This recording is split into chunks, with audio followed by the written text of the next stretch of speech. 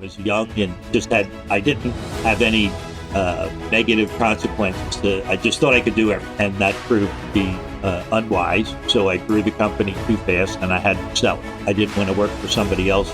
So I came up with an idea of how to buy a business with no money. The way to be successful it was greed. I took the contacts, the relationships I had built in my prior business life, builders, anybody that might need paving, and I went to them because I was a familiar face. You have to build trust. So people don't care how much you know until they know how much you care. So you have to care about the employees and tell them, like, I'm going to pay you well and I'm going to get you good benefits. When you put it on a piece of paper and realize half your day is wasted doing something that you could easily train somebody to do, you don't know what you don't know.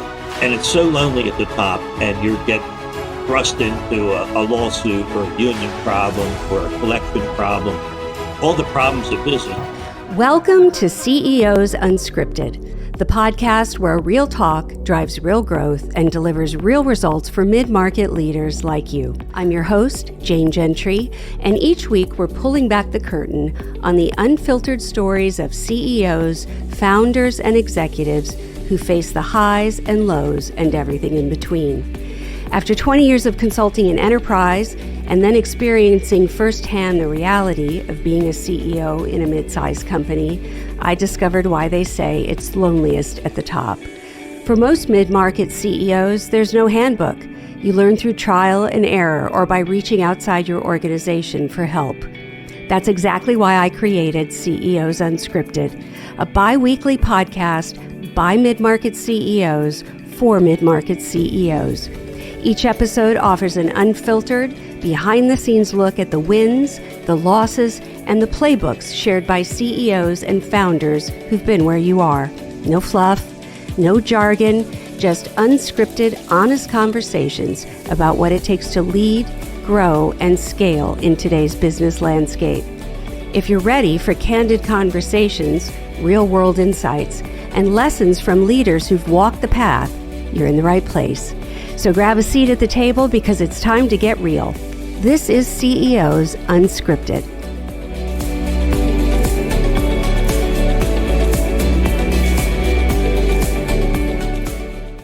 Welcome to CEOs Unscripted. This is Jane Gentry. Today I have with me Bob Brown, former CEO of American Asphalt Company. And I kind of chuckle a little bit when I say that because anybody that knows me or has worked with me knows that I love super unsexy businesses. So I can't wait to talk about asphalt with you, Bob. So here's how we generally start the podcast, Bob. I want everybody to know, what's your story? Where did you come from? How did you get to that role? And I usually say, don't tell us anything we can read on LinkedIn. We're all good readers. Give us the juicy stuff. Grew up in a family business, was heating oil and HVAC. That was my grandfather started it, then my dad, and he sold it to me, and I grew it too fast. I was young and I didn't have any negative consequences. I just thought I could do everything. And that proved to be unwise. So I grew the company too fast and I had to sell it. And when I sold it, the person that bought it gave me enough money at settlement to pay off my debts. And I took back a note for the difference, but he never made a payment. 3 years later and a couple $100,000 in legal fees later, I never got paid. He went back. So I was home with no money and 3 kids and a mortgage. And I needed to do something. I didn't want to work for somebody else. So I came up with an idea of how to buy a business with no money. There was a small asphalt business for sale. Their sales were less than $1 million at the time. But they had an asphalt plant, which was valuable. So I convinced 20 friends of mine, friends and relatives, to each loan me $10,000 unsecured. And then I went to a bank and I got a personal loan back when banks made a personal loan based on my business plan. And that gave me enough money to put a down payment and buy a business. And the seller took back a note for the difference. So with no money, I was able to buy a company and support myself, pay myself a salary if there was enough left to do it. But that one worked out. It was a diamond in the rough. That I was able to buy it cheap because there wasn't much to it. But once I got involved, the skills that I had from the family business transferred easily to hiring, firing, customer relations, sales, working hard. So I was able to turn it around and end up in a business. I love it. Okay, so you bought this. You convinced 20 of your friends. How do you do that? Because I know a lot of people who would like to convince 20 of their friends to loan them some money for a business.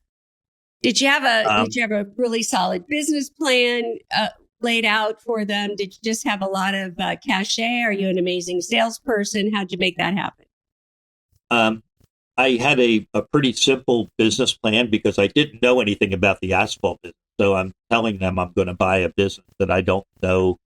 I don't know how it works. I don't know how to put asphalt down. I never did that before. I had truck drivers before, and I'm going to have truck drivers again driving dump trucks instead of oil trucks. So there was some knowledge I had that applied, but I had to be taught the business by the employees who were left when I took them. So generating the interest, sharing my dream with my family and friends, and it was only $10,000, and it was in the 1980s, so interest rates were 18%.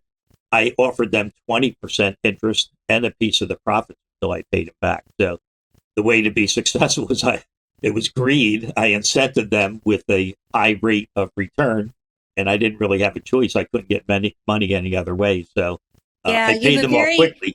You have a very entrepreneurial personality, right? Those of us that are entrepreneurs, high risk, high reward. So you walk into this business that you know absolutely nothing about. What's the first thing you do as a CEO in that business?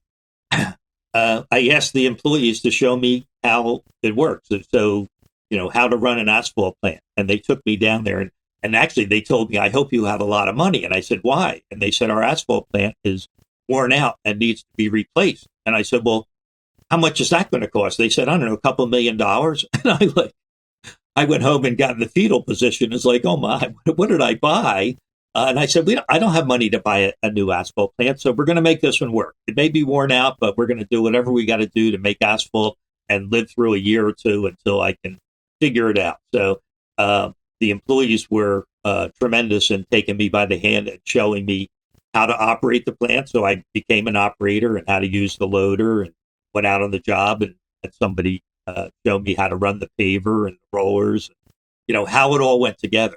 So it was very difficult to try to be everywhere, making the asphalt and then being on the job to put down the asphalt. But it was a small company, so I was able to pull that off, actually be at the plant, get a hot mix asphalt, put it in a dump truck. I would drive the dump truck to the job and people would already be on the job. And I'd have somebody unload the truck so I could be on the back of the paver and see what they're doing. So it was really just immersing myself in it. And I didn't have any choice. I had borrowed money from all the people that trusted me. I couldn't let them down. I was going to do whatever it took to be successful. So you dive in there, you learn the business. And then from an owner perspective, from a CEO perspective, what are the first things that you focused on in the business? You're breaking up a little bit. Could you repeat that question? Sure. I said, so you learn the business from the ground up. And then after that, what are the, from the CEO or founder position, what are the things that you focused on immediately? Sales. I took the contacts, the relationships I had built in my prior business life, builders, anybody that might need paving, and I went to them because I was a familiar face. I had built trust from my actions in my last business that you knew I was a good guy. I was honest. I was going to give you what you paid for. And some people said, I can appreciate what you're doing and I trust you, so I'm going to give you some work. So it was really getting out, becoming the face of the business and getting people to give me an order and trust me that I would stand behind it and do a good job for them, which I did. Did you have a sales organization? No, I was the sales organization. So you were the sales organization. Work during the day, measure jobs at night, then come home and figure out what I should charge. And my wife at the time would type up a quote, send it out. The next morning I was back out doing the work. So There was no sales organization. It was me. Okay. And what was the next thing you focused on? Getting people to work in the business. So when I bought it, there were only 4 employees that were current employees that came with the company. And one of them quit day one because he thought he was going to buy the business and he didn't know it was being sold to me. So he was very upset that the business had been sold to somebody other than him. So he walked out. So I had to go out and find people that knew how to do all the stuff that needed to be done because I didn't even know. So I walked up on the job of one of my competitors and walked up on the back of the paver and gave the guy that was operating the paver my card and said, would you consider working for me? And I'll pay you more than you're making now. And, I got the attention of a few people that jumped ship and came to work for me. So at least I had the talent that could show me what's going on and the talent that could actually do the work so I could manage the work, sell the work, and grow the business because you can't do everything. Right. How did you keep those folks engaged? So one of the things that I see in companies that get acquired is, especially if an owner, a previous owner has owned the company for a long time, it's hard to get people through that transition period, right? There's a lot of resistance to change in the organization. How'd you get those people on your side? You have to build trust. So people don't care how much you know until they know how much you care. So you have to care about the employees and tell them, like, I'm going to pay you well and I'm going to get you good benefits. And then you got to do what you say. If you tell them you're going to give them health insurance, you better give them health insurance. So it was that trust factor, integrity, winning them over that you can trust me is like, I'm working elbow and elbow with you. So you're going to see me every day and I'm going to see you every day. And I don't want you to cheat me. I don't want you to go home early and tell me you're sick. Like, I need you and you need me. We got to work together. And that for the right people, that bonded a team. So when I sold the business, one of the first employees I had 38 years prior was still there. So, that kind of solid foundation is required. Some people turned over, people that were not trustworthy. I was trustworthy on my side, but if they weren't in it for the right reason, that became obviously because I saw them every day and I could see who was working and who was hiding. So you had to go through 10 people to get 2 or 3 good ones. So how did you scale, Bob? As you know, that's a lot of the work that we do in companies is help them through those growing pains. Tell people how you had that company for 38 years? Yeah. Yeah. So obviously you did something right. How did you scale? In that business, the volume, if you drew the typical hockey stick kind of chart of growth, once you got to a certain point where the asphalt plant was maxed out, you can only make so many tons in an 8-hour day. And that was your limit. Once you sold that much, you couldn't make anymore. So what was the point? So to scale it, once I took the original plant I bought and got it to maximum capacity, at that point, I went to a bank and borrowed more money and bought a bigger plant, a used plant. I couldn't afford a new one. That was out of my price range, but I bought a bigger used plant. So I doubled my production and then my growth followed and I was able to double the sales of the company and max out again, which was about 3 or 4 years later. And then I sold that plant and bought a bigger plant. So that's how it went. And each time sales went up, I needed another couple truck drivers, another couple laborers, another couple operators to run the machinery. So it sort of was linear. But as long as our reputation was growing, the customers were telling other customers we were the company to use. That's the way we grew. But we also bought other companies. So I love the art of the deal and trying to do that. So to get people, my key driver was I needed key people that knew how to do it. So a little owner operator of a small paving company that just like him and his son and a couple helpers. To me, if I could get that guy to come and work for me, and I had lived this life of working 24 hours and fixing stuff at night, selling at night, doing the work during the day. I knew what they were doing because that's how they lived. And I said, look, if you come work for me, You just got to work during the day. You can go home and be with your family at night, and you could take a vacation, and I'll cover for you when you're off. Your life will change, and you'll do the part of the job you like. If it's in the field, I'll give you in the field work. If you like estimating, you can estimate. So I was able to buy up a handful of smaller companies and did it mainly to get that ownership talent on board. A couple of them did not work out. They saw me as a cash cow. I bought their equipment and got them out of the hot seat, and then they expected more out of it or became untrustworthy, and it didn't work out. But that's certainly how I grew the business, was by mergers and acquisitions, got me the talent and the extra equipment. And you kept buying plants, but how did you ensure that you were going to retain that business as you kept investing more and more in that, in plants? That's probably where I made some errors. That two of the companies I thought I was going to get the owner and the crew, and I got their equipment. That's pretty easy. It's an asset sale, so at settlement you own their equipment. But within a year or so, the owner was disillusioned that he could sit at a desk all day or not get dirty anymore. And I'm like, no, that's not going to happen. And they're like, well, then I'm out. And there are people I assume would be Allegiant, that they would just come with me because I was a bigger company. That was a mistake I made. I should have interviewed the employees to win them over so they would come. But as you said, when there's change, new company, it's a different location, the pay is different, the benefits are different. Some of them jump ship. Some of them had an alcohol problem or a drug problem, and they knew that I wasn't going to live with that.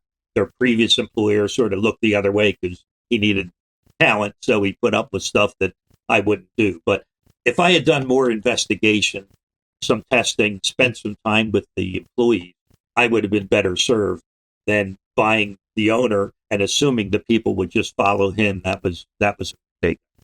Yeah, I see that a lot, actually. That piece of transitioning people is just missed altogether, right? And the statistic, I don't know if you know this, the statistic of owners who sell their business and are then unhappy within a year is well over 80%. So it doesn't surprise me that you bought those companies and then those people were disillusioned with whatever they thought was going to happen in their mind. Their reality wasn't the same, and you lost them. It's not surprising. It's unfortunate, but not surprising.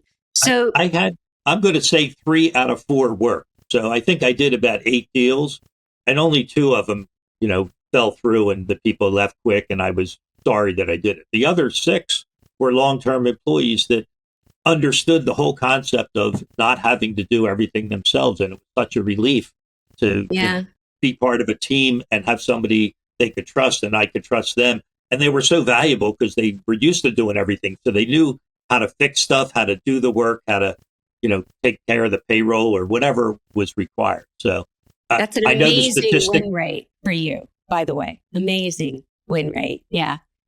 That's true, but I have seen it.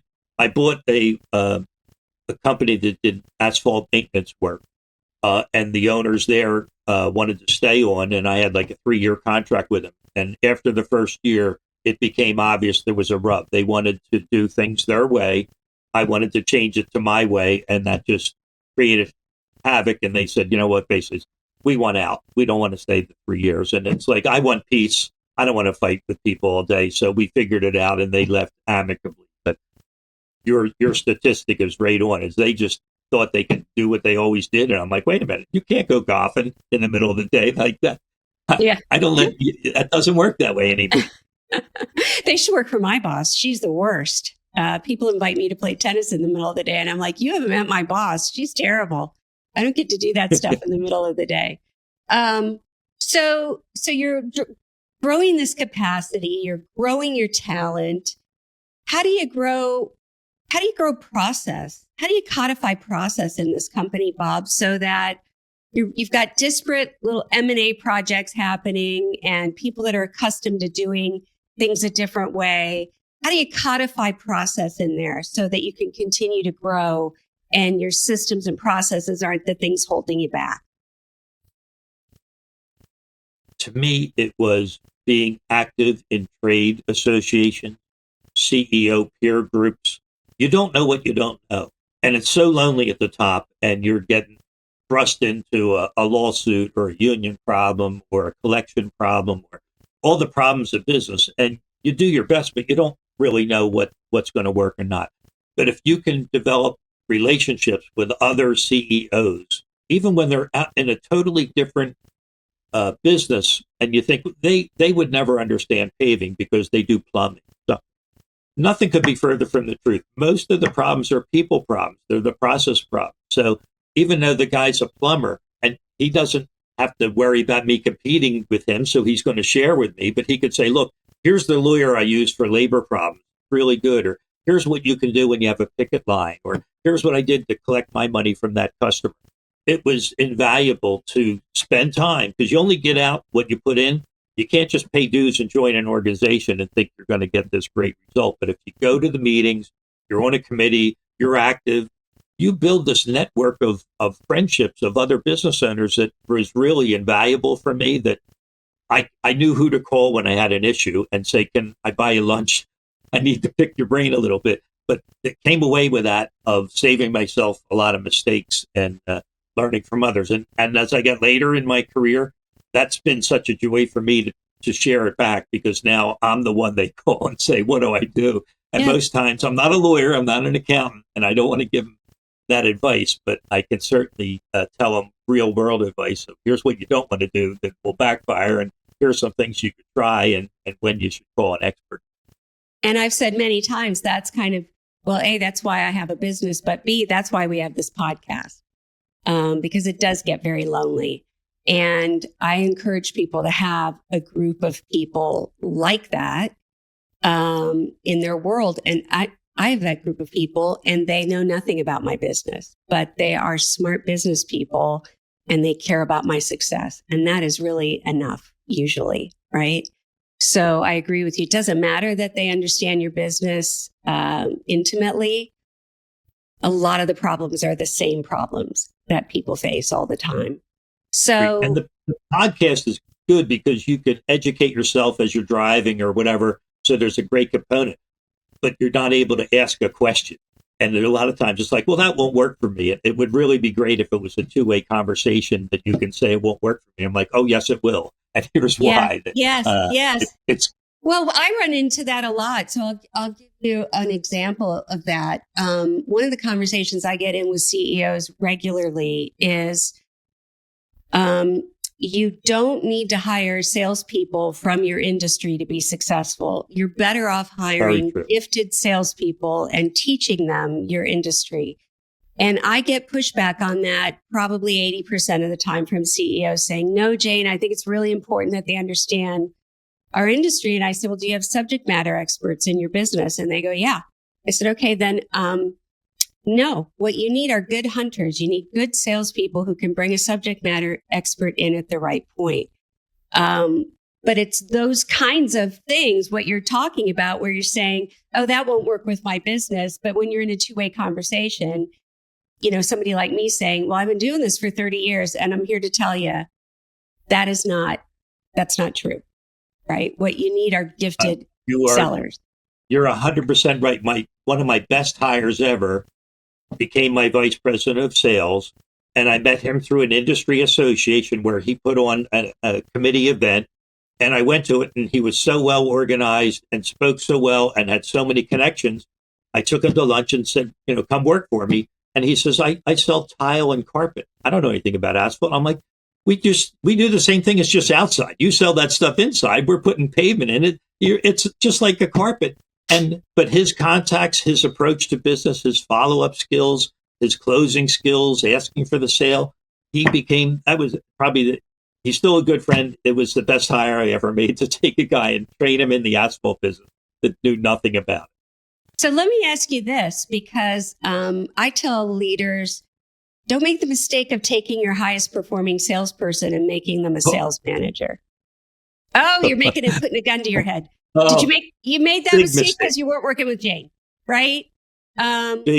We assume that because they're a high performer and they're great at sales, that they're going to be a great sales manager. Different skill set altogether. So tell me why you put a gun to your head, metaphorically. When I said Because I've that. made that same mistake, and I've done it more than once, which is the definition of idiocy. Like, but you love your best salesmen because they're just so good. You want to get your arms around them, and they're high earners and all that. And you do make that leap of faith as you could be a sales manager. But later on, I realized that, do a little bit of testing. They may not have that skill set to motivate others and prompt others. It's ego driven. So it's a common mistake, and I see other people make it, but you're 100% right. A manager of people and a leader is different than your best sales guy. So let your best sales guy be the sales guy. Yeah, two things. So one, I think they shouldn't be called sales managers because using the term manager makes them think that they're responsible for managing up to the number, right? And I always say a great sales manager does three things.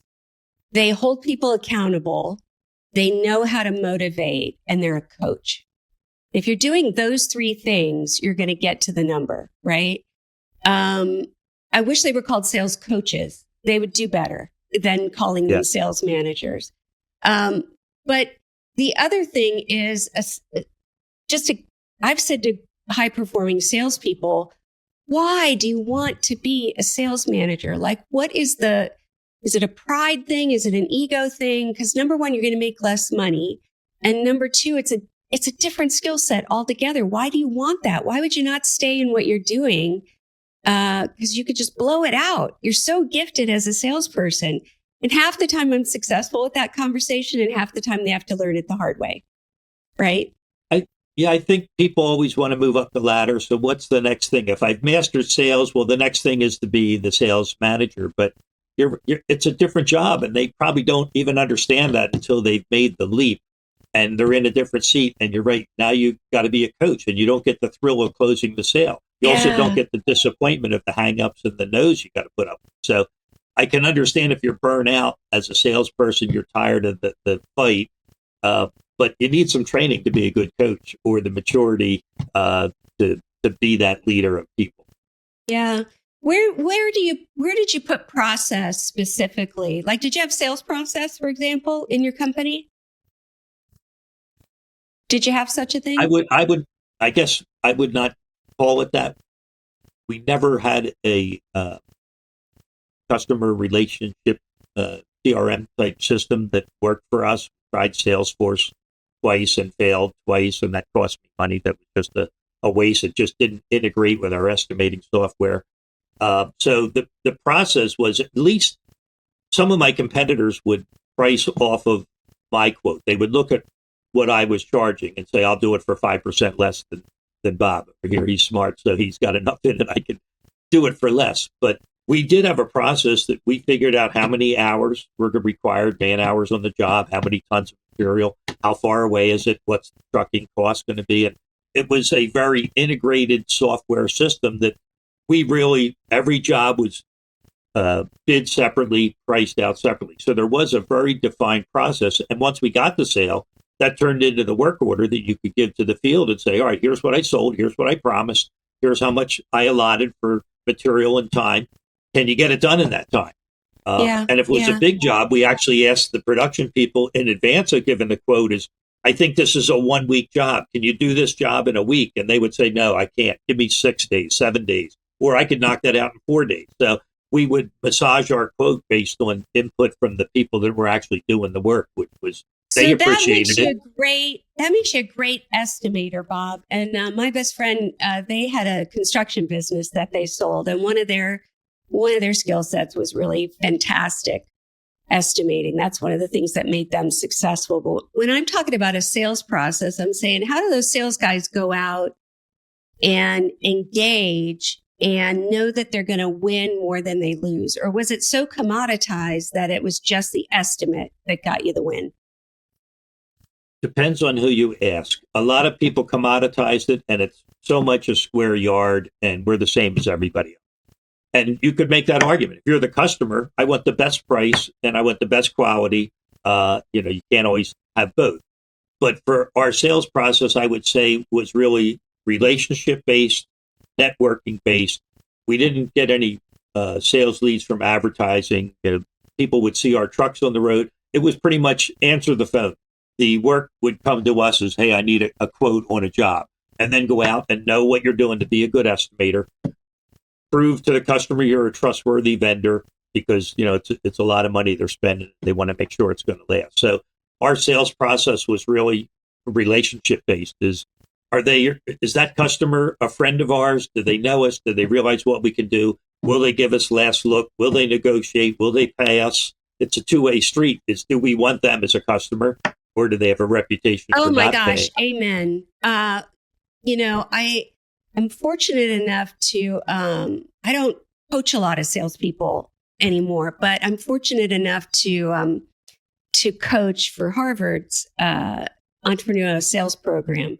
And one of the things I'm constantly preaching to these folks is qualifying is as much you qualifying them out as it is you qualifying them in, right?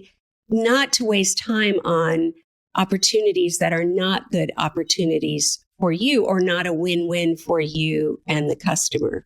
So yeah, I love that you ran your business that way, because I believe the same thing, right? I always say we show prospects during the sales process what it's going to be like to work with us, but they do the same.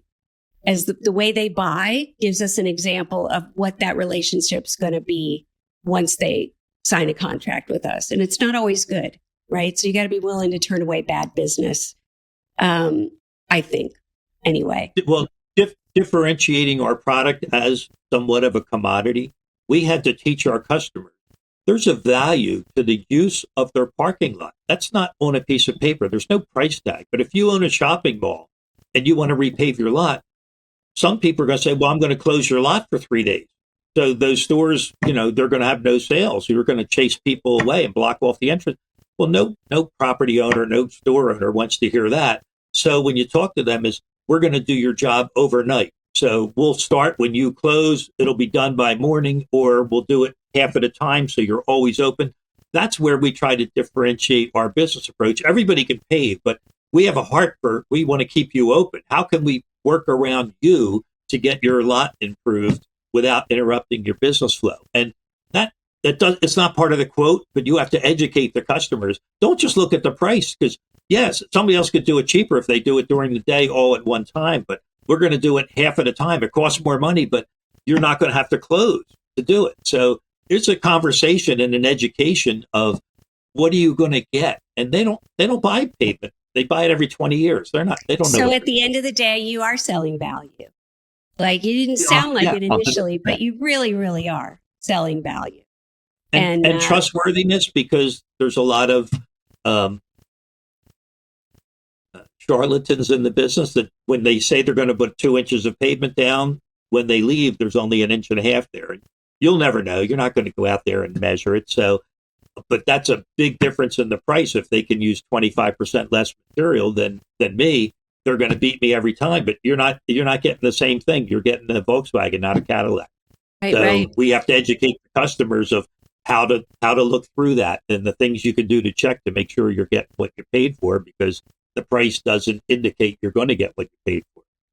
So it's interesting you say that. Years ago, one of the most interesting engagements I ever had was I was hired by a procurement guy who, most of us, when we hear procurement, that metaphorical gun you put to your head a minute ago about salespeople, that's what we all do when we hear about procurement, right? They're the worst.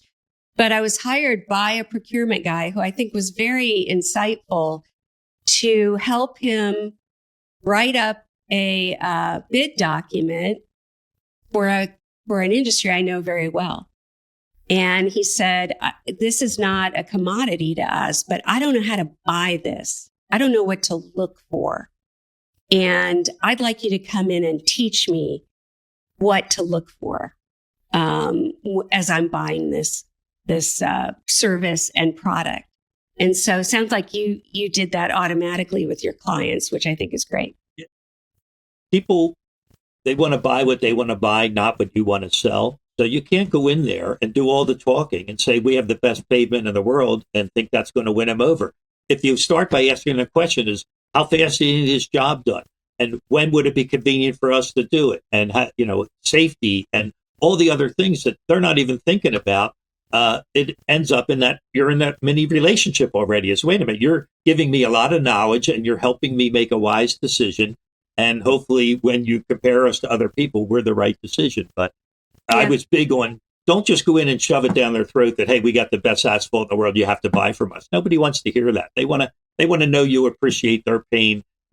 When's trash day? What day does the school bus come by that I can't pave on that day? Like, you got to figure all that stuff out and ask about it. And then they realize hey, you really care about me. You're asking the good questions. So when are my deliveries coming? In the morning, in the afternoon? Because I'm going to have to give you access to your loading dock. I mean, there's all kinds of things most people don't think about when you're going to do a Sounds like job. you are also a gifted salesperson, Bob, because you're saying all the things I preach all the time. So you ran this company for, am I right in saying 38 years, something close to 38 years? How did you have to change as a leader from that tiny little company that was kind of in a jam and so it was a good deal to where you ended up that you had a really successful exit? How did you have to change? Well, God gives us all the same 24/7. So you have so many minutes in a day. And as you grow, you physically cannot do all the stuff that's required, or you do a lousy job of it and try to fly through it all. So some of it's forced on you that you have to give it away. You have to delegate. But then later on, as I matured a little bit more as an executive, I actually did a time study. I wrote down what I did every day in like 15-minute increments, not every single thing. But after 2 weeks, had a coach that I talked to that looked at that and said, what are your high payoff activities and what's draining the time out of your day? And I wrote down like 20 things that I did. We went through and crossed off 10 of them. 10 things I don't need to do those 10 things. Delegate that, train somebody else, give that away. And it's very painful. That's change. It's like, but that's my life. That's my job. That's what I do. I get my coffee. I come in. I do this. And you don't want to change. But when you put it on a piece of paper and realize half your day is wasted doing something that you could easily train somebody to do, and then you now have time to actually stop and think about how to run your business and what you could do next. And you're not putting out fires all day. You're in fire prevention, not fire extinguishment. So, time management and being able to look at yourself and say, look, I stink at that. Give that away. I do lousy at giving credit. I trust everybody. That's a mistake. I need somebody to actually pull the reins back and say, no, you're not doing that job. That guy doesn't pay his bills. Don't even waste your time. And I would have said, I'm sure he'll pay. And guess what? More often than not, they were right and I was wrong. Yeah. So you had somebody helping you. You had a coach. I hired coaches along the way or used my CEO groups. I was in Vistage for 8 years, and I've been a member of C12 for the last 14 years. So they've been invaluable. I wish I had known about them when I was in my 20s, 30s.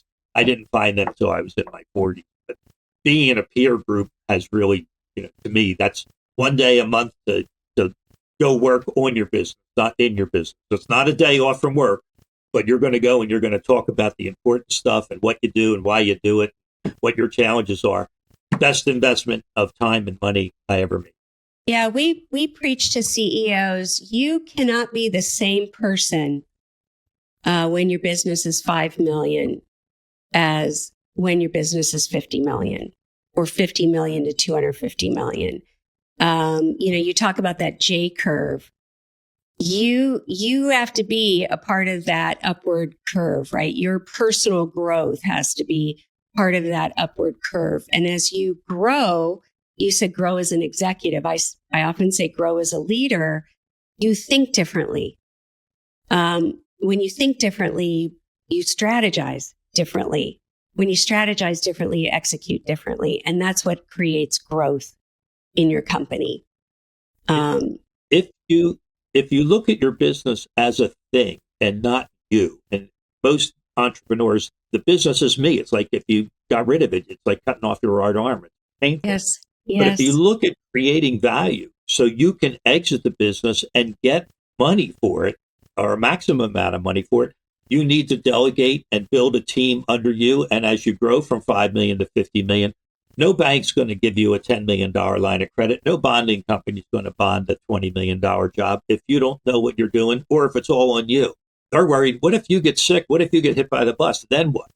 And if your answer is, well, I don't know, you're not going to get the money. So you have to have a vice president and people that you can take a week off and the business will run itself. Now it's self-sustaining and it's a thing. And when you decide to exit, somebody will pay you for that. So as an entrepreneur, you got to get out of your own head and build a team and look at it as you can't do everything. You can't have all the relationships. You got to spread it out. Yeah, I agree 100%. We often, matter of fact, I think we just posted this week on LinkedIn, talk about decision bottlenecks in the organization. Sometimes the leader or the CEO has to be involved in way too many decisions, and it really stunts the growth of the organization. You've got to be able to let go of some of those decisions and trust your leaders. But also, I think often when we're talking with folks who maybe haven't thought about the day that they're going to exit their business, and really, I think the day that you think about that should be the day you buy the business or open the business, right? That should be the first day you start thinking about that, right? But a lot of people don't think about it till they're exhausted and they're like, okay, I got to get out of here. What they don't realize is buyers look for that level of leadership that you're talking about, Bob, because the business is not sustainable without it.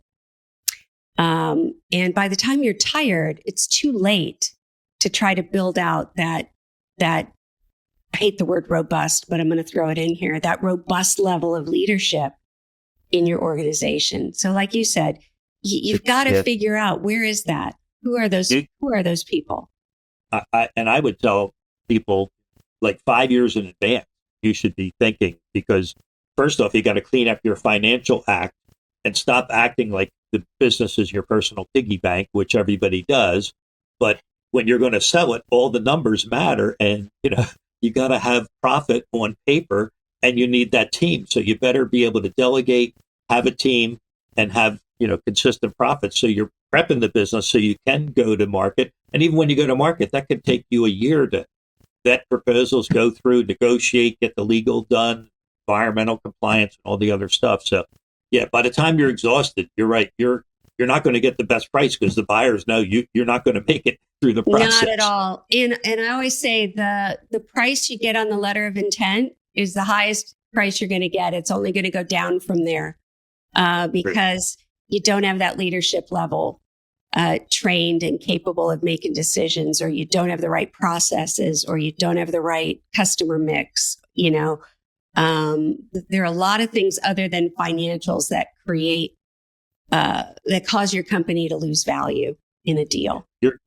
very smart, because the letter of intent is like the bait in the water. That just gets them on the hook. But then once you get in, it's like, well, wait a minute, I'm not going to pay you full for that. And there's an allowance for this that could go wrong. And it's like it sort of disintegrates. So you're right. That's the highest price you're ever going to see. That's the highest price you're ever going to see. It's only going down from there, right?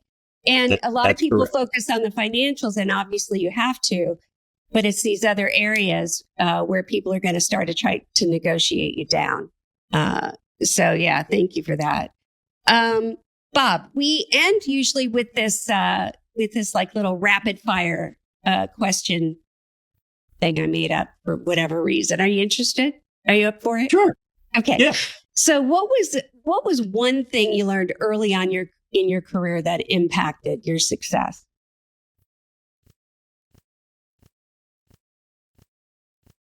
Trusting other people. Sometimes you're let down, but 9 times out of 10 people are honorable, and you have to trust other people or you'll never grow. So I like trusting other people. I was betrayed a few times, but most of the time I was. Assume positive intent. Yeah.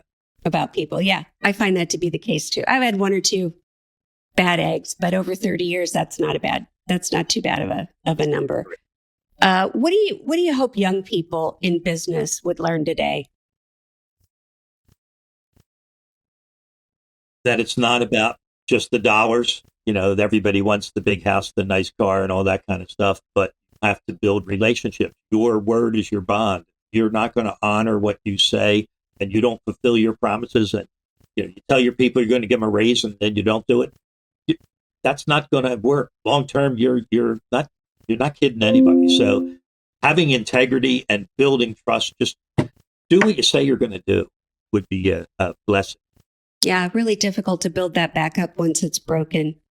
They say the best time to plant a tree was 20 years ago. The next best time is now. What do you do now that you wish you'd done 20 years ago?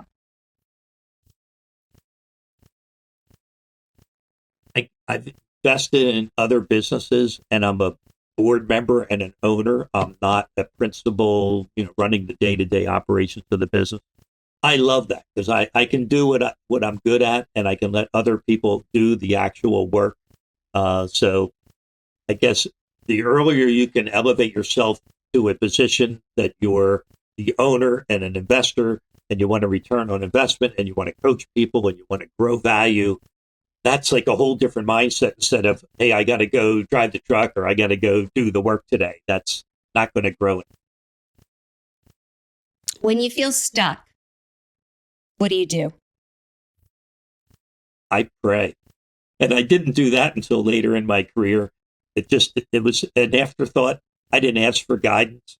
Now it's a forethought, is why don't I ask for guidance? And believe it or not, a lot of times, God doesn't talk out loud, but if you're quiet, you can actually hear and maybe get an indication of which road you should take. So contemplation and some prayer, I recommend. I hear that a lot. Is there anything you wish I had asked you about that I didn't ask you?